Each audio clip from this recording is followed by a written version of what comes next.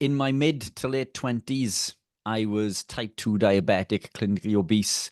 I suffered with daily debilitating migraines that would make me blind, for which I was on 3 different medications for depression, anxiety, arthritic pains.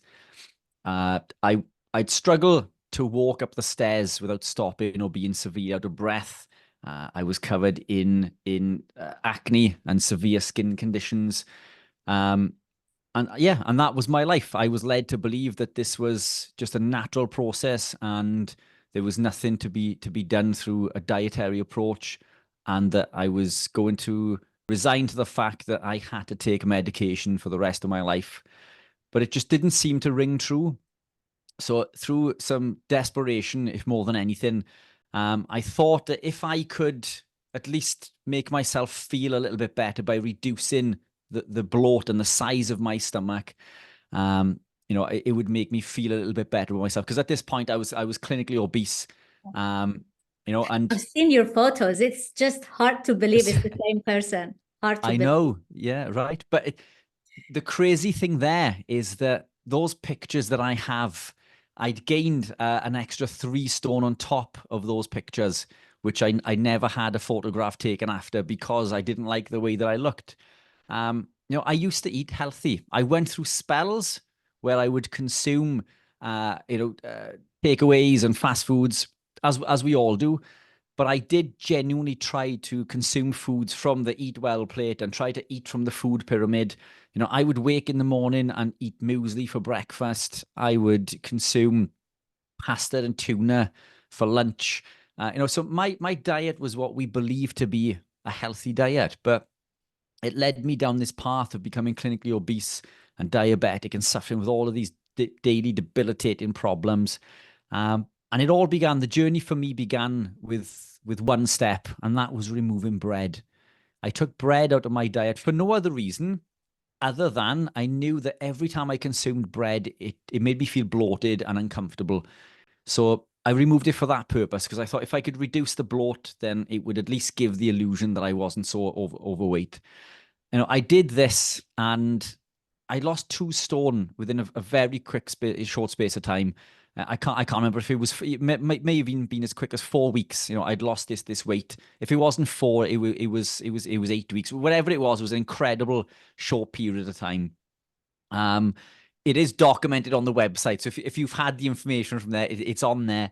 But I'd lost this weight incredibly quickly, and I was introduced to the low carb ketogenic way of eating.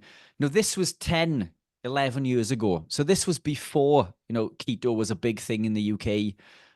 Carnivore is taking the UK by storm currently, and we can get into details in regards to the difference between what these things are also. But this was new. Nobody else was doing it at the time.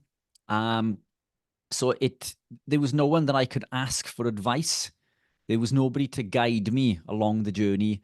So I tried to eat intuitively. And the long and the short is after 12 months, I'd lost 107 pounds. I'd reversed my diabetes. I was now pain-free, medication-free, depression, anxiety-free. And I was a completely different person. I'd lost all this weight and I was incredibly lean. But I looked unwell. I looked unwell because of the speed of the weight loss. And I went to see my doctor, and my doctor said that it was fantastic news that I'd achieved all these things, but you can't live this lifestyle long term because it's too high in fats, which is going to clog your arteries and lead to cardiovascular disease. You can't eat this much red meat because red meat causes cancer. Too much salt increases blood pressure, and all of these things that we're told on a daily basis. And at the time, I wasn't qualified in nutrition.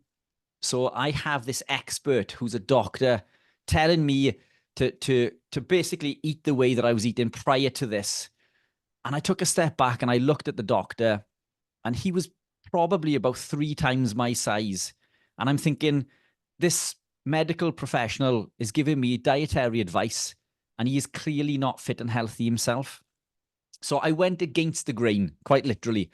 I decided to persevere and try to eat the foods that made me feel fit and healthy. I continued to avoid, the grains. By this time, I was now educated into seed oils and how detrimental these were for the body. And that was the start of the journey for me. So I retrained as a nutritionist.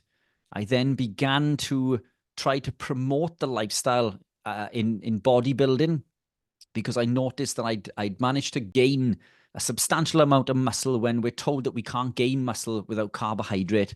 And I was gaining this muscle. I was feeling amazing. So I entered an amateur bodybuilding competition. Super long story short, within 3 years, I became professional.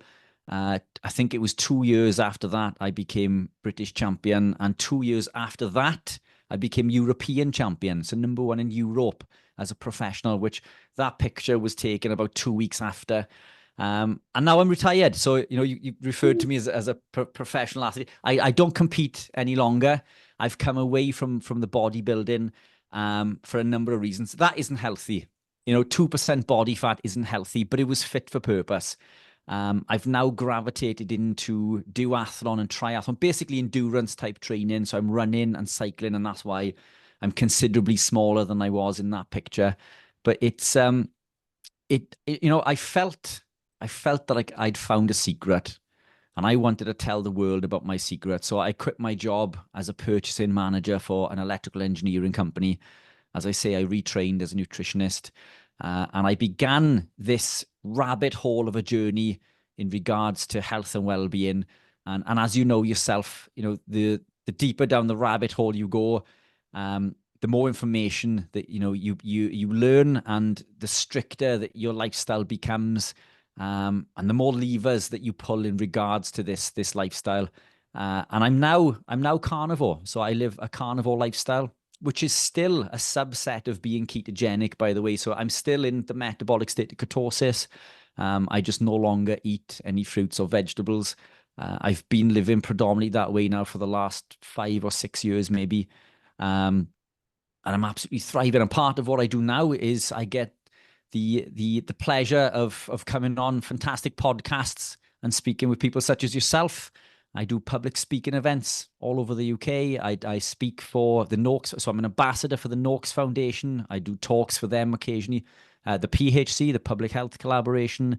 We've done little bits of work with Diabetes UK.